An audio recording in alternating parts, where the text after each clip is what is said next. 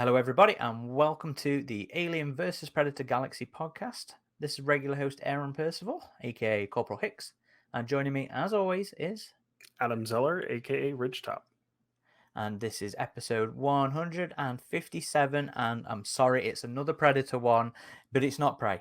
We're taking a little Prey break, but we are still revisiting Predator because there's been a lot of maybe not a lot, but there's been a significantly more amount of Predator releases this year than we used to.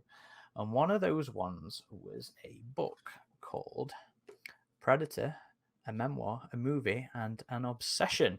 So I would like to welcome to the show the author of said memoir, movie, and obsession, Mr. Ander Monson. Welcome to the AVP Galaxy podcast. Yeah, Thanks for so joining much. us. Yeah, I'm really happy to be here. Long-time listener, first-time caller. They're the kind we like. We like a bit of brand loyalty here, and there's no more brand loyalty as well than to Predator. With the amount of times that Ander has watched this film, is we'll talk about no doubt in the in this following episode, and if you read the book, you'll also find out in there. So, Ander, before we talk Predator and your relationship, with the film. Could you tell our listeners a little bit about yourself? Who is Ander and what does he do? Sure. I'm Ander Monson. I'm a writer. I've got 9 books. I write fiction, write poetry, write nonfiction. Been spending a lot of time with nonfiction. I'm from Upper Peninsula in Michigan, which is a thing that I write about a bit in the Predator memoir because that's an important part of thinking about where I was when I encountered Predator for the first time. I teach at the University of Arizona. I teach creative writing. Big Predator fan, big Alien fan, bit of a gamer. Like to make things. Really like making T-shirts. Like making VHS slip covers, which you can't see. There's this limited edition VHS slip cover, which I should send you guys for Predator and Memoir. I made these tactical chapsticks. I saw all this on your website. Yeah, I mean, I like to make stuff. And that's kind of what brings me here today. Cool. And I actually thought, I probably do a better job of perhaps reading the blurb on the back of the book because we've just launched straight into this. This is not a novel. This is a, well, I'll let the blurb describe what this is to everybody before I let Adam get on with the questions. So, a searching memoir of a life lived in the flicker of an action film by the author of I Will Take the Answer. Ander Monson has seen Predator, the 1987 film starring Arnold Schwarzenegger, 146 times.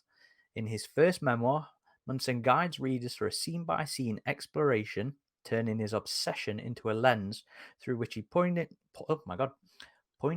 examines his own life. Between scenes, Monson delves deeper into his adolescence in Michigan's Upper Peninsula, and I've no idea what Ryder. Is that an area in America? I'm trying to find this. The Upper Peninsula. Yeah, it's an area in America. Okay. It's in what is far north? Oh, Riyadh. Sorry. Yeah, Riyadh's in Saudi Arabia. I spent. Oh yes, there. Of course you do. Yes. His role as a father and the loss of his own mother, and his friendships with men bound by the troubled camaraderie depicted in action and sci-fi blockbusters. Monson also offers questions and critiques of masculinity, fandom, and their interrelation with acts of mass violence. In the stirring reversal, one chapter exposes Monson through the Predator's heat-seeking vision, asking him, "What do you know about the workings of the hidden world?" As Monson brilliantly brings us into the depths of the film and its universe, the hunt begins. So, there's a lot there. Yeah. You know what? I'm going to offer it over to you, actually, just to give us a bit of a idiot's guide to perhaps what you or have got on offer with Predator, a memoir, a movie, and obsession. Sure. So this book kind of started in, I live in Arizona, and when my Congresswoman Gabrielle Giffords was shot in the head in Safeway here, and there was a guy who also killed a whole bunch of other people in that mass shooting. And kind of in the after effect of that shooting, the thing that I found myself doing was playing Fallout 3. It's a first-person shooter that takes place in America, kind of post-apocalyptic America, where I would just shoot people in the head with my sniper rifle, which is my preferred way of playing those games. And there was this moment that I was like, listening to the newscast about whether Giffords was alive or dead, and I'm slow-mo headshotting this marauder, and I wondered, oh, that's a weird juxtaposition. This is an odd thing to be doing for self-care to make myself feel better. That was the thing that like made me feel better in that moment. And I wondered like, why was that? It took me a little while to figure this out. I started like watching all the action movies that basically parented me as a kid. I watched all of them. I watched all the Jean-Claude Van Damme. I watched all the Sylvester Stallone. I watched all the Schwarzenegger. I watched all the movies in the 80s and really much of the 90s, spending at times, it felt like more time with these movies than with like my dad. Um, and I started to think, I'm like, okay, like what are these movies? Like, how did I get to the point where I enjoyed headshotting these guys as a way of feeling better about my congresswoman getting shot? And the more I thought about it, then I started to think about like, okay, which of these movies do I still watch, and which is the ones that like mean something to me? Like, I mean, I love, Commando. Commando is a fun movie to watch, but it doesn't have any real meaning to me. And the one that I thought about was Predator. That's the one that I've watched a lot. I watched it about 40 times as a kid. And when I started to rewatch it, I started to notice things in the movie that I hadn't picked up on as like a 12-year-old when I watched it for the first time. And I'm like, okay, there's a lot here. I mean, I've always loved it. It's my favorite movie, and it's a movie that, um, but it's a movie that like as an adult from 2020 or so, you could see a lot of stuff in it that I couldn't see when I was 12. And so I started watching it and rewatching it kind of obsessively. I got really into it. I read the novelization, and that kind of like went down this rabbit hole where, and the novelization is by Paul Manette, who was a gay memoirist and poet who I found out was writing Predator on while his lover Raj was dying. I mean, writing it on his deathbed almost, like while his lover was dying next to him. And he's working on this novelization of the movie. And I'm like, oh, I mean, what did this poet, this gay man, see in this movie? Like, obviously, he was doing it for the money. I mean, that was part of like what he did. He worked in Hollywood, but he saw things in it that, like, when I read that novelization, it's a beautiful novelization. It's got some issues also. I mean, I think it characterizes people pretty badly from a 2020 perspective or 2022 perspective. That is always my overriding memory of that book, is that it just felt very problematic in terms of how it portrayed the diverse cast of the film. And so that was one of the things that I came out of your book being quite surprised about, to be frank. I was like, I want to go reread Paul's book, but wait a minute, I remember him being kind of racist in this. So seeing your exploration of him was, and his circumstances and the way he wrote that book was one of the very intriguing elements of this. Yeah, I mean, it's like I think it's a good book, but you do have to hold your nose a little bit with some of the way that he is characterizing these guys who are much better in the movies, in the movie. Because in the movie, it's like a human actor, like who can portray a lot more than the character is on the page. But like so I think it's 100% worth revisiting that book, in part just for some of the differences between it and the movie. So, I mean, maybe we can get into this a little bit later because it's kind of a little bit of a rabbit hole to go down. But the idea that the Predator can shapeshift into any creature that doesn't have a soul, which is in the novelization, which is radically different than the way the Predator shows up in the movie, where it's just a creature with like, regular kinds of limitations. But the thing that reading that novelization opened up for me, there were two things. One is how he looks at men. Like the men are described beautifully, in a way that they're aestheticized, in a way that the movie does too. And I wouldn't have figured this out at 12. But when I watch it now, I mean, like, I can't not look at Schwarzenegger. I mean, he's gorgeous to look at. All those guys, like, they're great to look at, and they're sort of, the eye is drawn to them in a way that from this far out is like really easy to read as like homoerotic, if not homosocial. But like all we're looking at is men for the most part. And I'm like, okay, so this gay poet, I read his novelization, that kind of gives me a key to one way of looking at Predator. And it also unlocked for me the idea that as a poet, what did he see? And there's so many beautiful descriptions of things in the novelization that I think it makes it worth visiting. And it kind of unlocked Predator as, to my mind, an art movie, or a movie that sort of secretly has these like art effects, even if it's, I mean, it is a sort of fun genre movie, but underneath it, it's doing all this cool stuff with these beautiful shots. And that's when I realized I was really onto something. Like I started to watch Predator again and see America through Predator, see masculinity through Predator, see gun violence through Predator, see myself through Predator. Didn't always look that good when I saw myself through Predator. And so that started to kind of fuel my obsession. And I kept rewatching it and seeing more in it, and sort of going down these like research directions into the Palmanet archives and all this other stuff that we can get into a little bit later if you want to. But I mean, it was amazing to watch it open up a world for me that I didn't have access to until I started really just watching it and watching it. So you'd read Paul's book before you started writing yours. Yes. Yeah. How far down the rabbit hole were you with his personal life before you were writing it? How much of that came as a result of, your research? I knew, I'd known him as a poet. I read Love Alone, which is a really brutal, angry book. He wrote this book, these like raging elegies when his lover is dying. And at the time, in the 1980s, the government did not acknowledge that AIDS was even a thing. No one even said the word, much less funded any research or did anything about the epidemic at the time. It took a criminally long time for the American government to catch up with this thing. And it's a thing that I didn't, I grew up in rural Michigan, like a white, straight, cis het kid, like who didn't really have access to this. And I knew what AIDS was.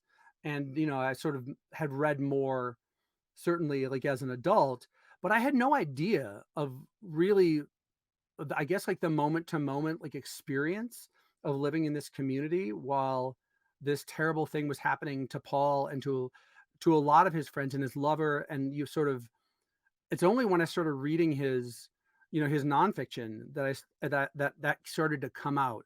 So I didn't know. I knew some. I knew he was a beautiful poet who wrote brilliantly about rage and anger and despair, but I didn't know what the contours of that life was like until I started reading his nonfiction.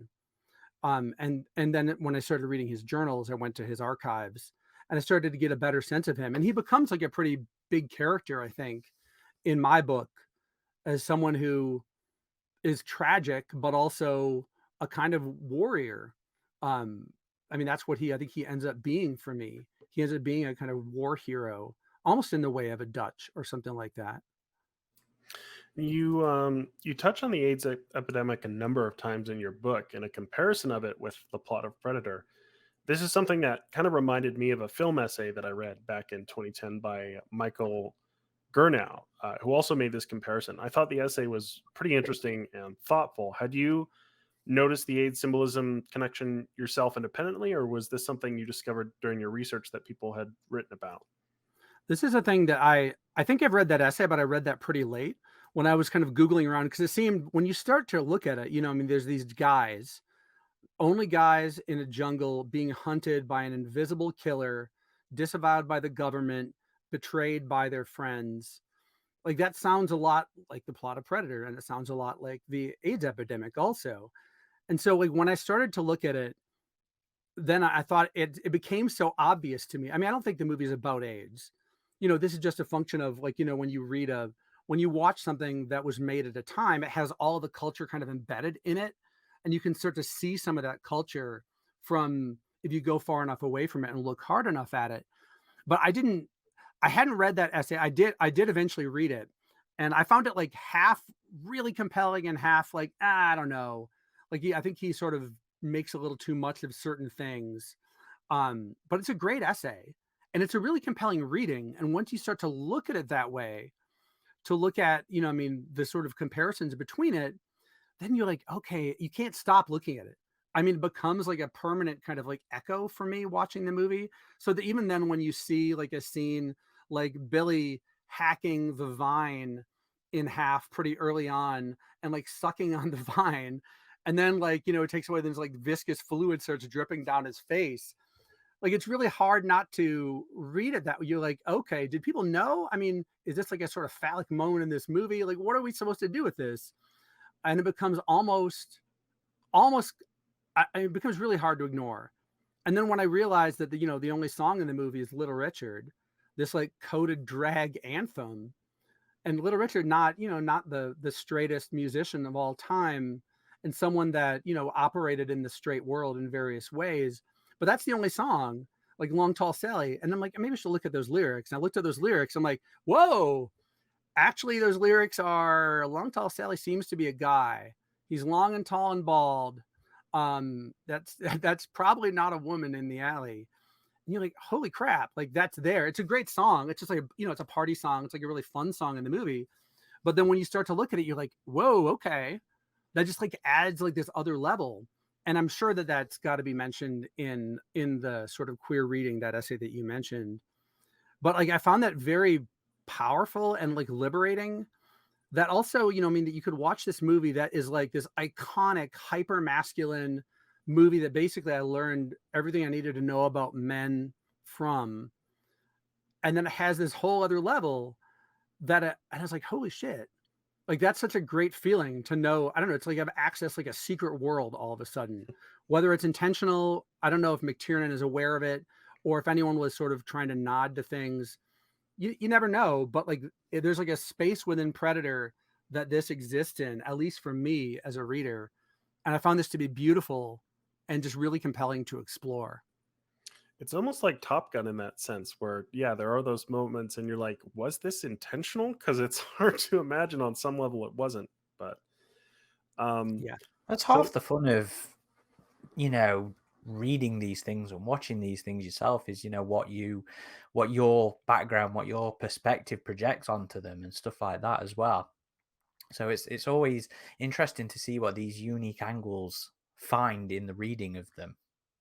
Yeah, I mean that's why like when I sort of realized that, you know, I was watching this movie and trying to write about this movie, that I needed it to be, I had to be honest about what I was doing, which is like I'm bringing myself to the movie and you're sitting down with me. The plot of my book is we're just watching the movie together. I'm going to pause the movie on the, like with my remote control and kind of riff on things for a while and going to go down these like research dives, like these like weird asides. But I need to be honest about who I am too. Like, you know, when anyone I think comes to a work of art, like you see something that you're looking for, like you, or something that only you can see and that illuminates your own life. And so when I did that, I'm like, okay, there's a reason why Predator also affected me as deeply as it did as a kid. Like I, you know, I kind of went through a pretty fucked up time in my life. Like my mom had died, a friend of mine's sister got killed by a serial killer, another friend's mom had died, another friend blew his hand off with bombs. So we were making a bunch of bombs and doing our anarchist cookbook crap like in the woods.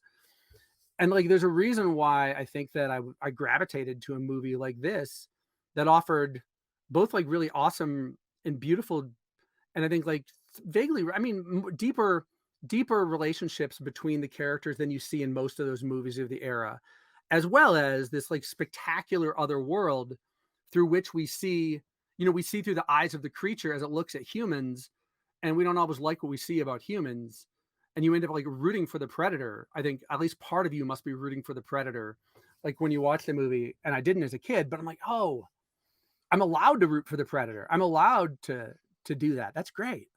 That's interesting because there's a criticism that I never expected of Prey, and it's that people are disappointed that the Predators keep losing, and folk were like, "Come on, can we have the Predator win for once?" And you know, as much as I love the film and you know the readings and digging into the things and stuff like that, you know, I still never lose the fact that he's the bad guy. You know, I know he's the antagonist. So it was never something that was really on my radar, but you know, you sort of explore it a little bit when you get into the cosplayers and how they put themselves into the characters and the backstory they create for themselves as this other creature. So yeah, this view of rooting for the predators, maybe subconsciously because humans suck so much, but yeah, that was something that cropped up recently that I just did not expect. Yeah, for sure. Like it's a thing that like I mean I think it asks us, it invites us to root for it when we see ourselves through it. Like as you know, I was listening to your interview with Dan Trachtenberg, which is a great interview, and he made the point that I felt very clearly about when I watched Predator, which was I am not remotely close to these guys in terms of like their unreal physiques and their awesome confidence and their kick-ass weapons. Like, you know, I'm still human, so like they are kind of the avatar we play as them, I think, when we watch the movie. But we only really get to see through one creature's eyes, and that's the predator. You have that those POV shots, which are about 5 minutes of the movie. I made a kind of super cut of all of them. Like you spend 5 minutes of this movie just in the thing's head, often doing what often like you know we're doing what it's doing. We're trying to figure out like what's up with this, like why are these guys acting this way, like why are they like fighting in the jungle, why like you know what does it mean when you know when like Mac is talking to Dylan and you have like the scorpion scene and the men are saying things to each other that aren't what they clearly aren't what they mean, and you see it like trying to like understand it, and so we're doing that too. So I think it offers the invitation to us that I think a lot of people when they come to the movie now, like if you know, when I came to it, you know, I root for Dutch. Like I root for the guys. Like I love all the guys and I love when they're killed. You know, no one roots for the gorilla camp, like because like those aren't really characters for the most part. But like I showed it to my daughter who's 9 for the first time like a couple weeks ago, and she was 100% team Predator.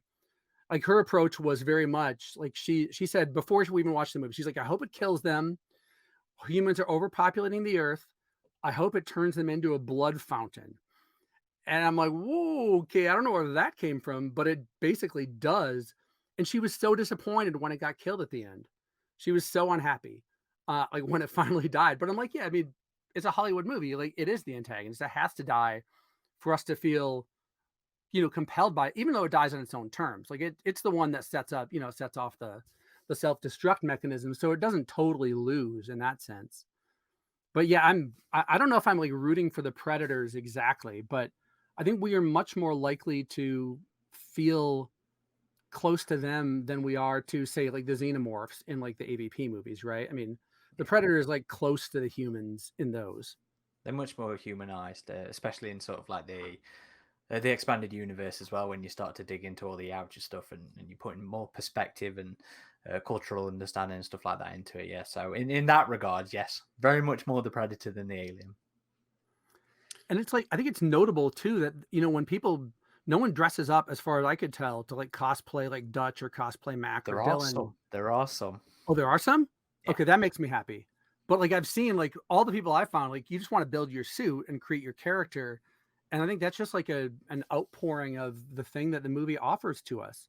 You Yeah. identify with it and you wanna create this kind of knowable, but kind of not knowable character who's compelling and, you know, weird and alien and awesome. So I mean, I see why people do that. And your book frequently references your 146th watch of Predator, which I'm curious how you kept track of all that. If you had like a Predator tally board or something, but we have a tradition on our podcast to ask our guests about the very first time they encountered the Predator. So, does the first time you ever encountered our favorite extraterrestrial big game hunter stand out in your memory? It's the thing that I can't quite remember it. Like, I wanna believe that I watched it in the theater because my parents had a couple friends who I think would basically take us out sometimes. My brother and I, he's a couple years younger than me, and they would take us out to, like, movies and whatever, and we got to see some stuff we shouldn't have been able to watch. Like, I remember seeing, like, Revenge of the Nerds at a theater when I was no way was, like, more than, like, 10. And that's, you know, fairly inappropriate, like in terms of like the sort of sex and the dumb jokes and that. So I want to believe that I saw it at the Load Theater, which was the theater in my hometown, the only theater. But I don't know, I don't remember it. And it's like a thing that it makes me sad that I can't remember it, which suggests that I'm probably watched it on video on VHS, like when one of my brothers or one of my friends' brothers had like rented it for us and be like, hey, guys, you need to like watch this. I feel like that it must have been that. That's more likely than me being able to see it in the theater. But I remember like I remember watching it, and I remember how exciting it was. Like, it really is, like, a brilliant movie. I loved, like, when I watched it with my daughter, this brought some of it back too. Like, there's this moment where, like, in even though, like, the gorilla camp scene, which is not it's the only, like, real action movie part of the action movie, is, like, that whole sequence that, like, you get the guys flying through the air, and she loved that, and, like, that was just thrilling to watch. But the thing that I remember was those POV shots. Was all of a sudden in the movie, I'm like, "What in the hell? Like, what is this?" Like, I didn't know. I had no idea.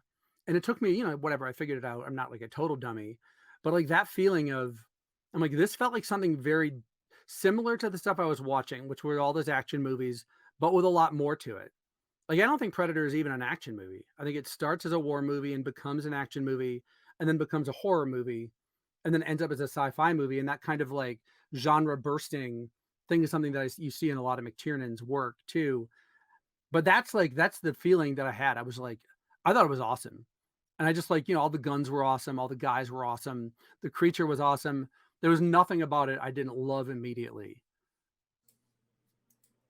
And a book like this that involves plenty of research can very much be a journey of discovery, with that research helping to steer the overall narrative you're weaving. Did you come across any particular surprises or revelations while working on the book? Yeah, like a couple of the things I still have questions about the movie that I don't have answers to. And actually maybe you guys know, or can or like some of the folks on the boards know the like a couple of these questions. But one of them, I mean, was the provenance of the knife, like the stick around sort of moment in the movie, which is like not one of the better one-liners really in the Schwarzenegger canon, but it's like a pretty good moment. And I had no idea that moment is basically a technical solution to a technical problem. Where McTiernan gives an interview and he talks about how, for some reason, the producers had bought this guy, Jack W. Crane, the guy who made these knives, and you buy these big dumb knives. Like the studio's like, you got to use the knife. So like, all right, I guess we got to put the knife in the movie. And then the solution was they hated the knife. Like Jim and John are like, how do we get rid of this knife? And the solution was, well, he throws it, you get a one-liner out of it, and then he doesn't pick it up, and you don't have to deal with the knife for the rest of the movie. And that was just a great little moment for me of like, I come to this as like very much an amateur. Like, I just watch the movie. I'm not a filmmaker. I'm a writer, so I can kind of see things a little bit from that way. But like, it never would have occurred to me that there was like a technical solution to this problem that was not the screenwriters or not like McTiernan's.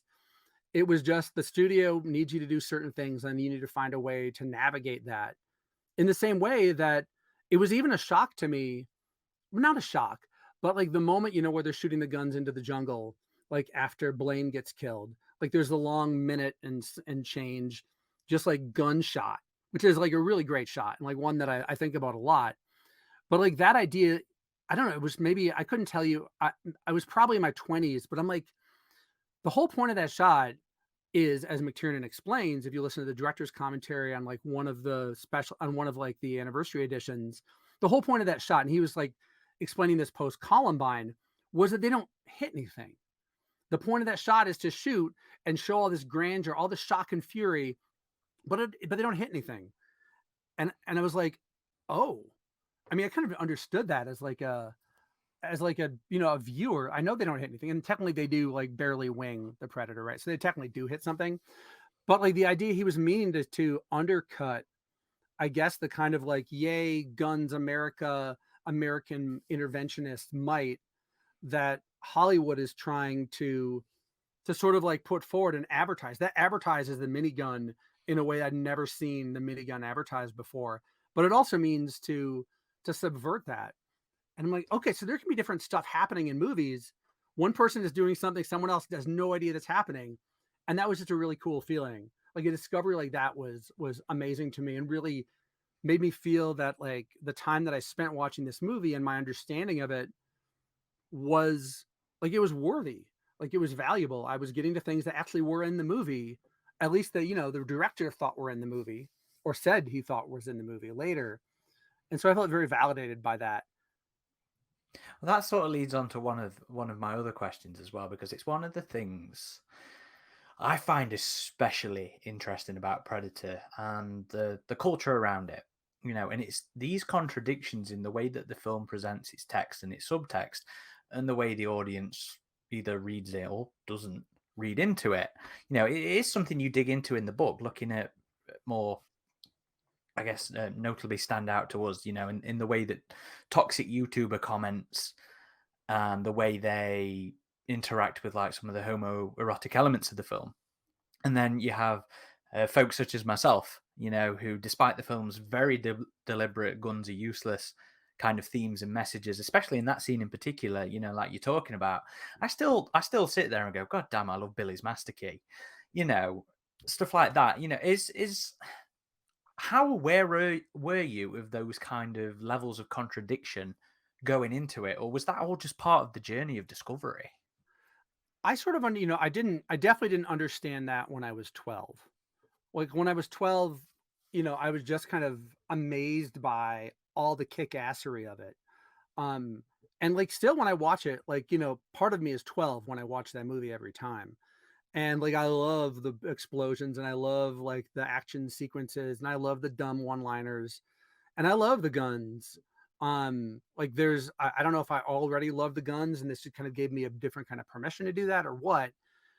But I think when I was in my 20s and I was still watching Predator, like I started watching it a little bit differently, where you're like, oh, okay, I'm picking up on a couple different of these other levels. And the fact that, I mean, it is contradictory. Like it is advertising gun pornography. Like that scene in particular, McTiernan describes it as he's trying to subvert gun pornography, but it is 100% also gun pornography. It is both of those things at once. And I love that aspect of it, like that it's willing to do both of those. Oh, it's funny as well, because when you think of like advertisement for weaponry and stuff like that, and even down to imitation stuff, things like airsoft, the things we watch to amp us up are just videos of people firing them. In that particular moment, we don't get the perhaps enjoyment, excitement, satisfaction, whatever that we would if we were doing it for ourselves. We are purely watching it happen. So that moment is no different than me sat here watching somebody demo an airsoft replica.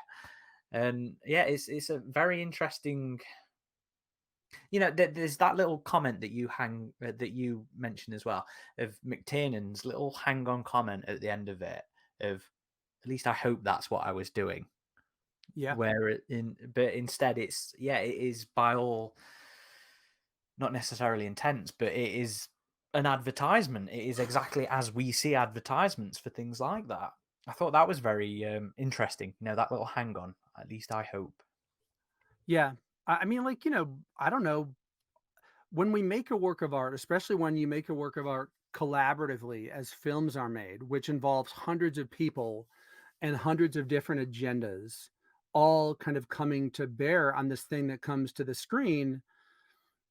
And the more the more I listen to like podcasts like yours and interviews with the people that actually make the things and that the things that the constraints you have to deal with, like that are technical and financial and ideological and all those things. I don't know who ends up like being able to take full credit for like what is or is not in the art that you made. I feel like, I mean, I think writers know this, that like when you're writing a thing, like you are both manifesting something on the page that you are trying to do. You're trying to do certain things, but like your subconscious, which is doing a lot of the work, is doing other things underneath. And your subconscious is filled with all this other stuff, like the Predators of the world and the games you play and the music you listen to and the books you read. All that stuff is kind of swirling around. So it's really hard to know. And I don't know that it's important to know. I mean, I don't feel that it's important to know if like McTiernan like meant to do all of these things, but they're there. Like you can see them, and we could. I mean, if he meant to make like a satire of action movies, we would have like The Last Action Hero, which is like a fun movie, but like kind of unwatchable now. Like where his like agenda is like just too obvious, and too far away from the pleasure centers of most people.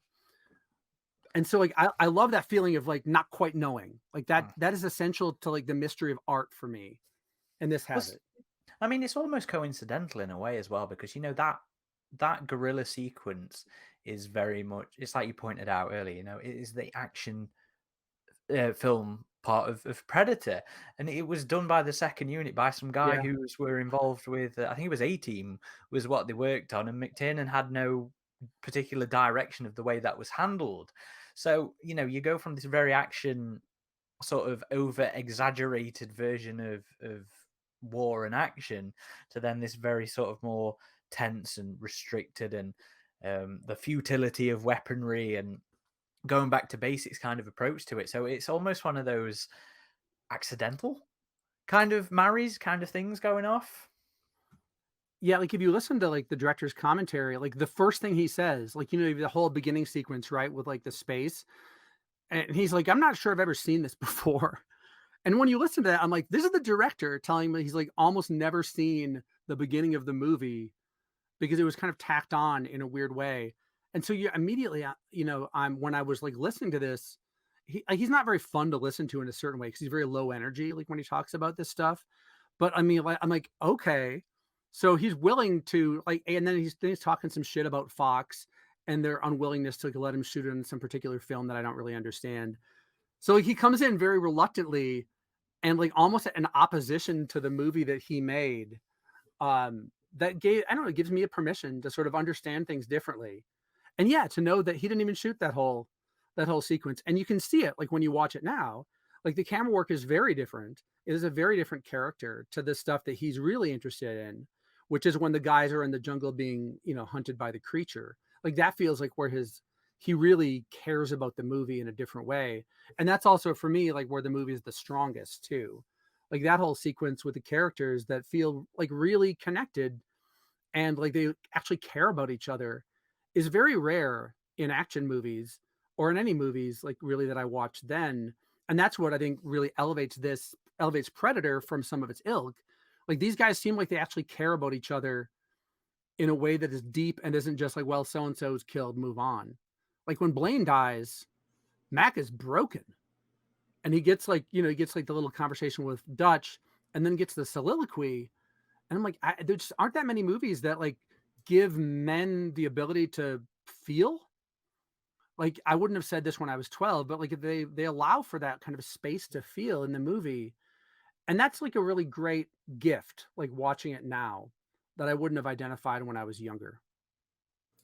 Yeah, it's something that's interesting that you explore a bit in terms of the relationship of Blaine and Mac and how he grieves over his friend. And yeah, it is very uncommon to see that in movies that are action films with a military group of characters. When they lose a friend, it's typically like a quick thing. It doesn't really linger on the emotion surrounding that as much, especially movies during that time period. So, um, but moving on to the topic of masculinity, it's a very prominent topic in your book, but you handle it in an interesting way. Toxic masculinity is a phrase that can elicit all sorts of reactions depending on the persuasions of who you're talking to. But there's a passage in your book that I think illustrates well how you handle it here. And that is, quote, "I'm not angry at masculinity exactly, but I do have questions for it." That's what a lot of this book seems to be, is questions about the world and yourself. Can you elaborate on this topic of masculinity and what it is that you're exploring with it? Yeah, this is a tricky one. It's like I don't even like the term toxic masculinity. I don't use it in the book. And I try not to use it like when I talk about it because I think it's like any term, it kind of diminishes the conversation you can have about things and limits and turns off like some ways that you can talk about it. But it's the question I started thinking about like when I was watching Predator and like playing Fallout. And I'm like, what is this thing in me that like wants to blast the shit out of things and loves violence, like a kind of controlled violence, which, action movies are controlled violence. There's a reason why they're satisfying to watch, but probably terrible to experience in the real life. Like you don't want to be in the middle of a guerrilla, a guerrilla camp getting blown up by these guys, but it's super fun to watch on a screen. And like, what is it in that? And I started to think about like, why is it, all these serial killers, they're all dudes. And then like, why are these other guys, like some of whom I probably know, storming the Capitol on January 6th? And I'm like, I don't know, like there's something that's a little bit out of whack. I've seen just like I sort of watch like others' behavior, and then occasionally I watch my own, and I'm like, why am I like holding forth on this stupid thing that I don't know anything about? Like, I don't need to talk about this thing, but I'm like talking because I guess I'm trained to do it, or like I feel like I need to like fill some space somehow. And so that was the question that I was trying to figure out, is like how to write about the sort of trouble I have, I guess, like with men like me, which is a way of saying with me, right? I mean, like I'm implicating myself in this for sure. Like you have to. And like, what is the difference between, I don't know, storming the Capitol in Fallout 3, which is the one where we're in Washington, D.C., and you could literally go into the Capitol with a bunch of guns, with a minigun. You can get a minigun in that game and just blast the shit out of a bunch of stuff. And then actually, like the people that storm the Capitol, like for, on false pretenses and like shut the government down. And I'm like, I don't know. I mean, is it that I don't have like an answer to the question, but but the tool that I sort of was trying to use to think about it was the movie Predator, which is the thing that I hear men talk about all the time. And if I quote Predator to a guy, the guy's going to quote Predator back. Like it is a way that men my age talk about. I mean, that's how we talk to each other. Like when you quote Schwarzenegger lines. I was on a disc golf course and these guys are just like screaming Predator lines back and forth. So it becomes a way of like talking as men. So there's something that it taught us, and I'm trying to figure out like what that is. And partially like the thing that I came to, and I think I'm only partly successful in this book because like I don't know how you talk. I don't know how you talk about masculinity. Like I don't know how to do that. I know how to watch Predator.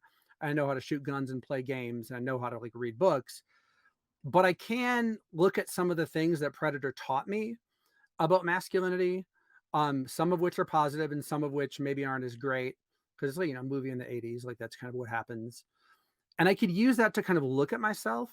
And this is where I come to, I guess, in the end with the book is I get what I'm trying to do is argue for like a larger version of masculinity, like a version of masculinity that accepts the fact that Schwarzenegger is basically a final girl in Predator, and like, willing to accept like aspects of femininity and willing to accept like the ways that there can be emotion between men in male friendships that aren't, that doesn't have to be queer necessarily, but like has like a kind of depth to it. And that men can sort of talk to each other and like be reflective about things, which is a kind of big masculinity. It's not the masculinity that means like if I have the biggest gun or the biggest muscles, like I'm the biggest man. It's the masculinity that we see in the movie that like that's not the thing that saves Dutch and doesn't save humanity.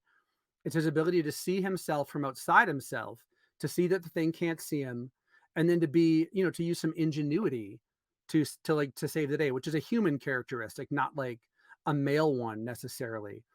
And admittedly, I mean, I did join Boy Scouts to learn how to do the Boy Scout shit that Dutch does, like, that saves the world, or saves him anyway, and is in the movie.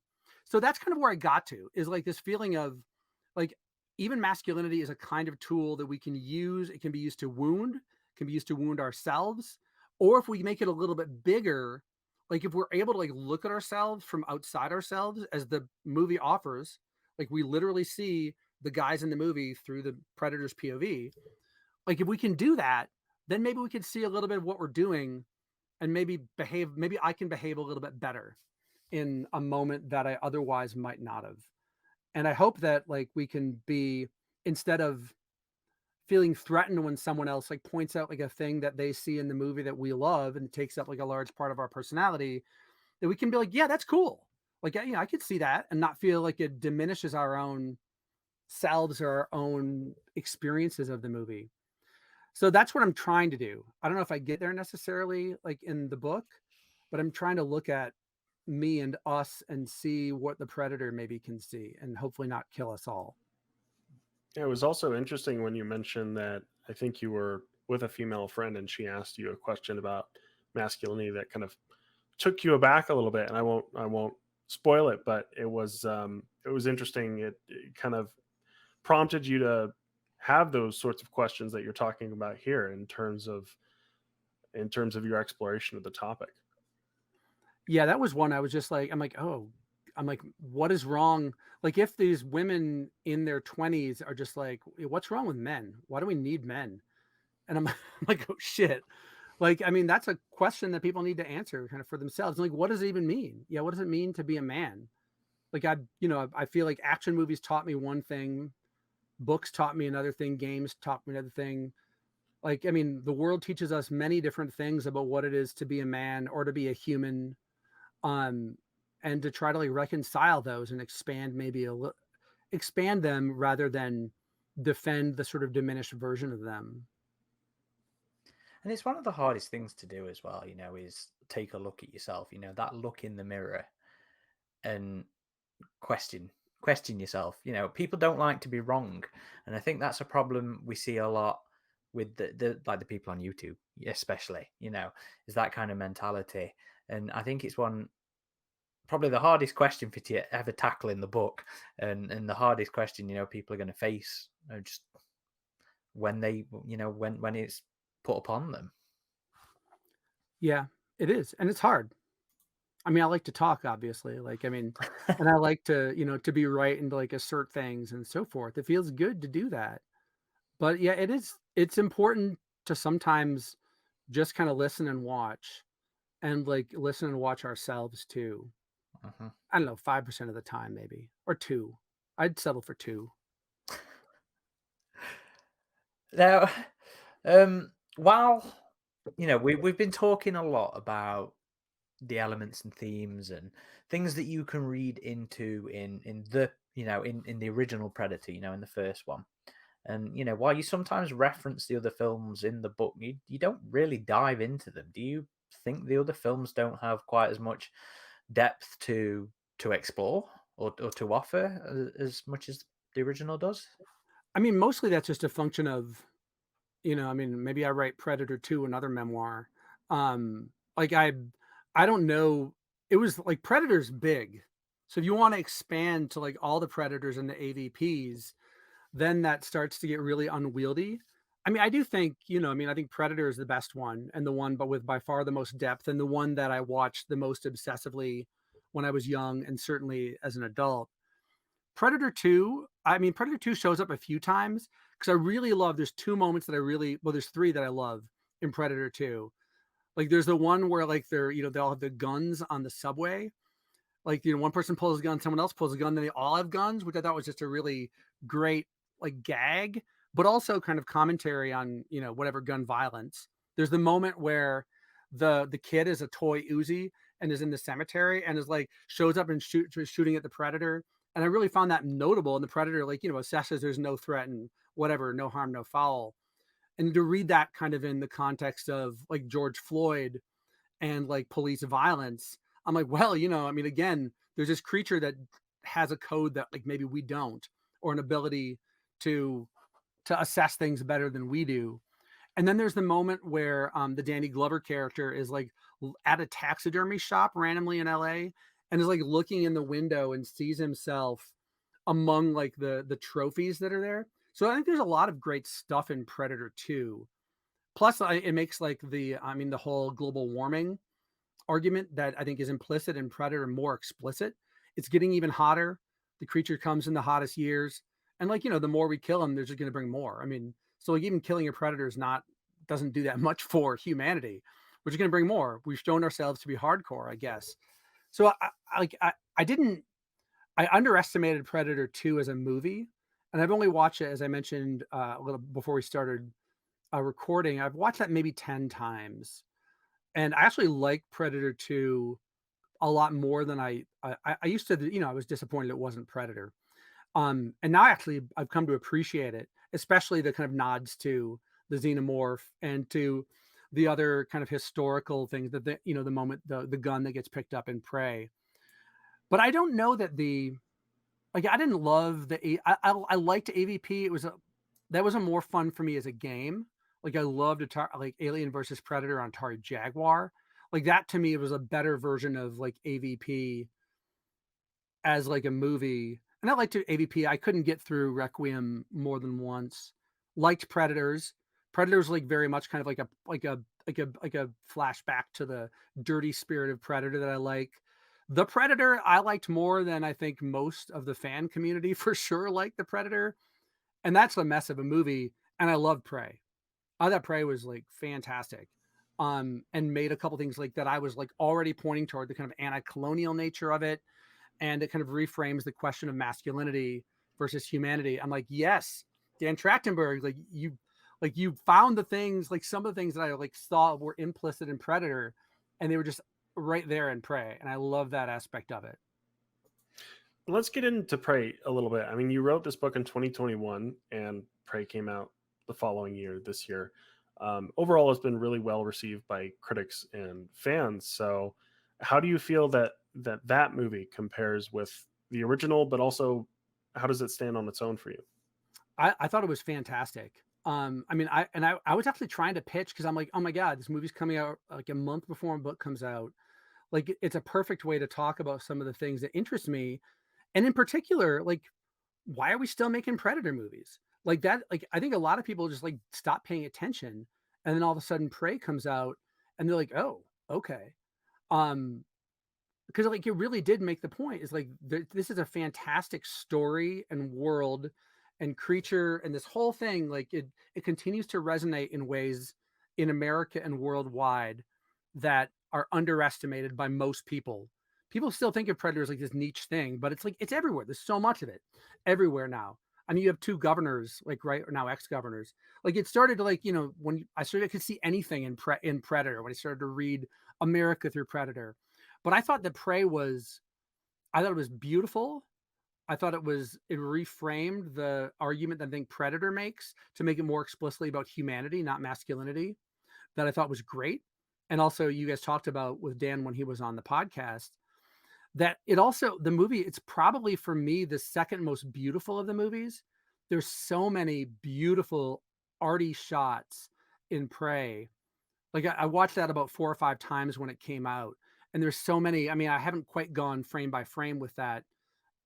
It's not super, possible if I can't get, like, a physical copy. So please make a Blu-ray or something of that movie so I could, have a different experience with it. But yeah, Amen. I loved it.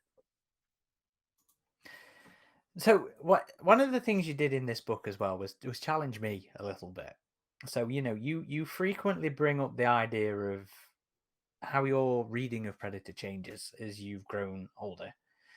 After you've experienced these, in your case, some horrific and traumatic events, that shape your world perspective. And it reminded me of something I saw recently on social media, and it was just this comment about encouraging people to go back and reread their favorites because of how perspective changes. Now, I find that funny because for the longest time, I did not dare want to go back and reread Frank Herbert's Dune because I just did not want to challenge my perspective of it. I always zone on that one in particular because I was going through a shit time when I read it, and I just loved it so much, and I just did not want to challenge how I perceived it. So, how important do you think it is to revisit these films, these books, these media, as your worldview changes? I think it's really important. I mean, I just went back for the first time to read the books that I read maybe the most as a teenager were, like, the Dragonlance books, this, like, fantasy series that I loved. I was so into the Dragonlance Chronicles, and I read them all the time as a teenager, and I just revisited them, like, about a month ago for the first time because 'cause I'm like, "Oh, maybe I should get those for my daughter." I'm like, "Maybe I should read these first because like, I don't know. I mean, there was a long time that, like, I went to, like, grad school, became a writer, I was around a lot of intellectuals, and, like, we didn't talk about Predator, we didn't talk about Dragonlance, you didn't talk about, like, the stuff you really loved. You talked about, like, Lacan or, like, Roland Barthes, like, people kind of flexing on each other about, like, their intellectual capacities and how learned that they were. But at the same time, like, these are the things that, like, made me want to be a writer and made me wanna be, like, an adult. Like, I love them, and they sort of expanded my world and my mind, and there's something really powerful about revisiting the thing that you loved when you were, like, 14. I'd say 14 is, like, a good age, and for me, the thing that, like, I hope that the book gives people a permission to do that, is to go back to those. Because if you look at what the thing is that you fell in love with, and or that hurt you, and or that bewitched you, maybe all three of those things, you reveal something about, like, you start to, like, when you look at it hard and long. For me, it took 10 years and 146 viewings of the movie, but, like, it starts to reveal the thing itself. Like, a lot of the stuff that I'm talking about in the movie is in the movie and is in the book. It's in the sort of world of it.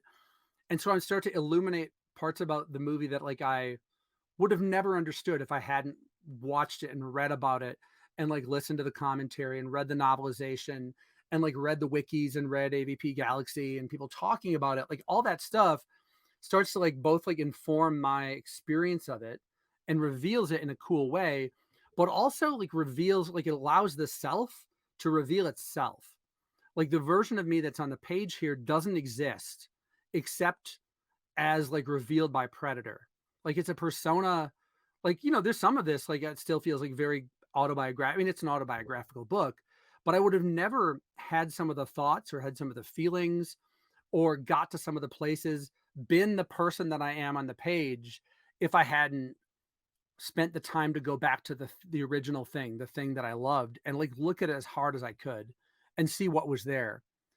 And I feel like, I mean, I'm glad it was Predator and not something that, like, maybe didn't have as much depth or complexity or longevity. Um, like, it had a lot to it, which is great.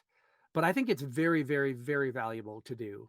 And to know that, like, I mean, even like rereading, you could reread them in that novelization and be like, yeah, it's kind of racist in these ways, but that doesn't mean, it doesn't diminish the things that are great about it. Like, I mean, it makes it, like, complicated. Like, it's, that's a failure of the writer, but he also, like, man, he, like, crushed some aspect to that book. Like, some of the prose there is, like, fantastic and beautiful. And, like, no one has written better that I've read about certain aspects of Predator than show up there. So if you go back to it, if you go back to Dune, and now is a good time to do that, I suppose, since the new movie came out, right? But I think there's a lot to reveal about both the thing and yourself when you do that. It's valuable, even if it can feel hard. I was stressed out about the Dragonlance. I'm like, oh man, are these gonna suck? Like, they might not be good. And for the most part, they were pretty good books. Like, there's a couple things that I'm like, yeah, okay, maybe the female characters are not as well rendered as I thought they were when I was, like, 14. But for the most part, like, pretty impressive, very enjoyable. And then you get to, like, feel yourself reading it when you were young and reading it when you're your age that you are now. So you get, like, this cool doubling and all the space between. You're all of those selves. And that's awesome. Like, I think that's such a gift to be able to do. And I have you done it? Did you go back to Dune, or are you still thinking about it? I did start to reread it, but then I don't know why I stopped. I stopped at some point after the assassin attempt, and I haven't jumped back into it yet. But I did go buy myself a very nice, fancy copy of the trilogy to jump back into when I'm ready. But yeah, it's a weird thing, But like with this, I want to go revisit Manette's book. I really do, because of the passages that you highlighted in this. I really want to go and shine more of a light on that, because my overwhelming bring out of this was, God damn, that was some racist stuff in there sometimes. So, yes, I very much see where you're coming from there. Yeah, it was an interesting prompting to look back at the things that affect you around the age of 14, because yeah, it's that time right in the middle of your teen years, really, that things really do impact you. That's when Aaron and I were really getting into Alien and Predator, and it impacted us enough that we still do what we do with the site. But there have been a number of times where we've revisited older things that initially drew us to these franchises, and they are different, but at the same time, as you said, we can kind of return to how we felt about them in the first place at the same time. And it's a really interesting feeling.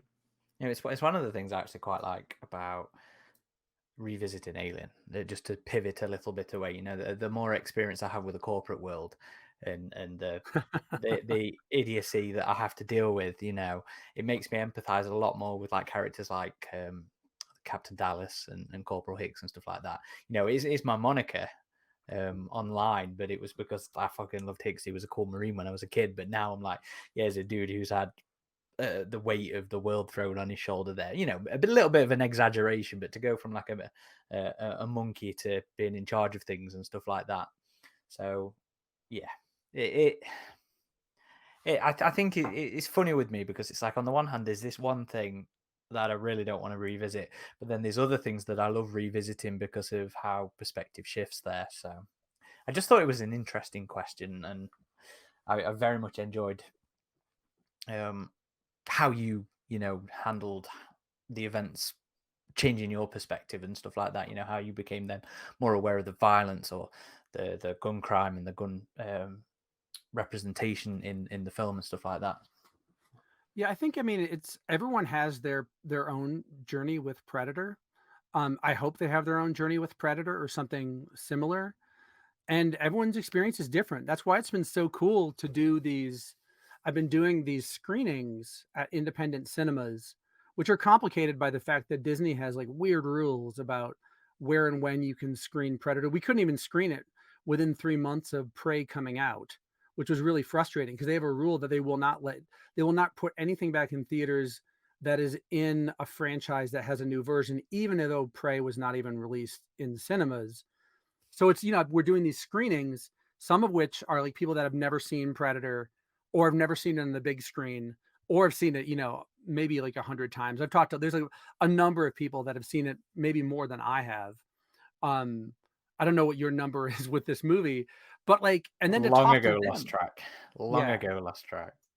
But then to talk to them and listen to like what they see and like what Predator is for them is like, we have a conversation afterwards. And a lot of people just want to share like how much they love the movie, and what they see in it and kind of what it was for them.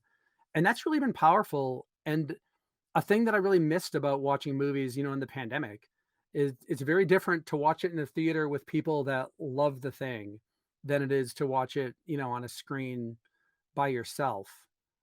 And that's been the best thing for me about this journey and the book, is getting to talk to other Predator people, young or old, people that are maybe new to Predator, and to kind of like have a conversation about it like this. Like that is so cool, and something that I never imagined I'd be able to do, even 5 years ago. And it was also cool as a fan to see you're touching upon the wider aspects of the franchise. Like you said, you had talked to some of the cosplayers, some of which I recognize that I follow on social media. So I was like, oh, you got in touch with them. Or you brought up something like South China Sea, which is a very highly respected Predator book. And the fact that you bring up these experiences that you have, that like the golf course, the disc golf course, and the coffee shop where there is this cultural kind of connection to Predator, and that's why it's had this kind of staying power as a franchise. Not to say like everybody loves it, but it's had enough of an impact on enough of a amount of people that it's something that just continues to go on, and it is a point of connection. Like it's a big part of why Aaron and I are friends, is just that connection and how that happens. So Yeah, that's one of the things that I also love about it. I mean, it's like what we talk about when we talk about Predators. We're talking about friendship, we're talking about family, we're talking about culture, we're talking about, correspondence and imagination. I mean, it's all there. And it's like a thing that brings people together. Um, even in the movie, like I think it brings the team together all of a sudden, right? Like Anna is one of the team. We sort of realize about halfway in. And so like that ability to bring everyone together just for a moment, it's hunting all of us. It's not just hunting like us, it's hunting like you too. That's really, it's powerful.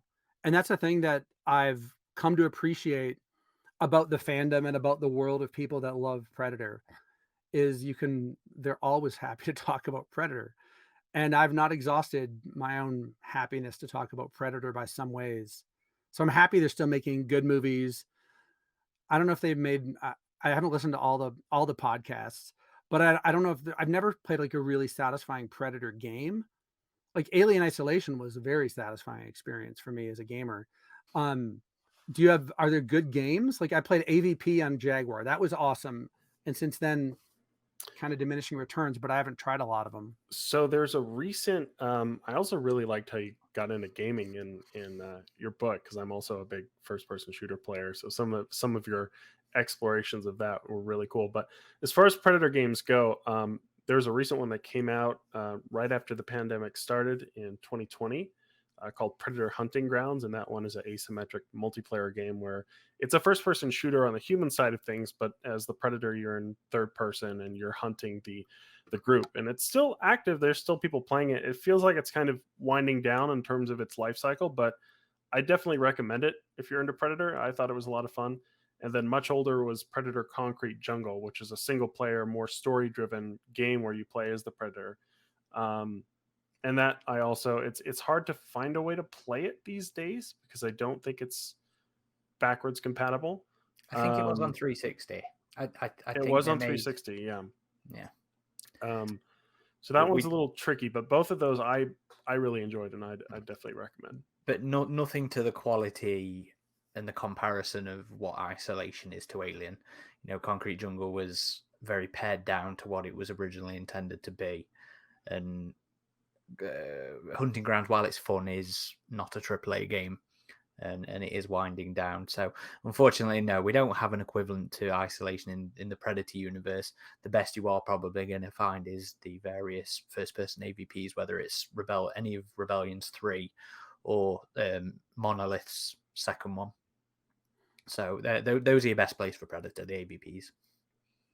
That's good. Like it's a little weird. Like I remember when I played Isolation, and I was like, "Holy shit!" I mean, this is the best Alien movie in a long time, and to be able to play it was a really incredible experience. I feel like we're overdue to get a really good Predator game. Damn right. I'll try Hunting Ground because that sounds like it might be a solid play. That is very much a one that you want to play with your squad of mates to get the most out of it. It is a squad-based game, so in that regard, you know, it's very Predator. You know, men getting together and bonding over shooting things in the trees. So yeah, that's what it's about. But that's actually everything from us, Ander. Before we let you get to the choppa, are there? Aaron wrote that one. Are there any thoughts you'd like to share with our listeners that we haven't given you the opportunity to with any of our questions? No, I mean, it's really been a pleasure to be on here. I want to thank you both and everyone that works on AVP Galaxy, like for making that space and tending it. It's a lot of work to have done that. And I think it's important. It was helpful certainly to my research when I was working on the book. And it's just been really cool to be able to kind of just jump in to this world of people that love these like this, you know, this collective world with the aliens and the xenomorphs and the predators and all of that. And I'm a big fan of people that make communities and help build communities. And so thanks to you too for that. It's really great work. Well, thank you very much. Appreciate that. Yeah, definitely. You know, your book has been released fully now. Is that correct? Okay, yeah, cool. Is there any social media where if people want to see more of your stuff, they can follow you at that you want to shout out? Yeah, you can find me on the possibly dying Twitter and Instagram as Ander Monson, which is the Microsoft Word autocorrect of my actual name, which is also my wrestling handle. So you could find me there if you want to talk more Predator. I'm really happy to hear from folks about the movie, book, anything you want to talk Predator. I'm there for. And where can folk find the book? Is it on Amazon or is it? Yep, you can find it Amazon, independent booksellers, whatever you want. I don't think there's a UK one right now, but there may be. It wouldn't surprise me if we can get a little bit of movement over there. And you know, I'm also doing a series of screenings at independent theaters, so I may be coming through your town at some point. In which case, come on out and come watch the movie with me. Yeah, if you happen to stop in Salt Lake City, just let me know. Be happy to. I've never seen Predator on the big screen, so I would love to. Salt Lake City's close for me, so that's a good call. And you've been posting the screenings on your Twitter, haven't you? That's probably the best place to find out where you're going to be doing those. Okay. Adam, do you want to whore us out? Sure. If you'd like to find us on our website, it's just avpgalaxy.net, and we're on all the major socials: Facebook, Twitter, Instagram, and YouTube. If you just search AVP Galaxy or Alien vs. Predator Galaxy, you're sure to find us. And soon Hive, maybe even by the time this is out. Yeah, we're Twitter is feeling a little turbulent these days, as you mentioned. So we'll see what happens with that. We're exploring some other avenues on that front. If you'd like to follow me personally, it's just at RidgeTop21 on both Twitter and Instagram. And if you want to follow me, I'm on just Twitter currently. Probably going to make myself a Hive as well, at _Corporal Hicks. Right, well, thank you everybody for watching or listening. This has been Aaron. Adam. And this has been Ander. Get to the chopper!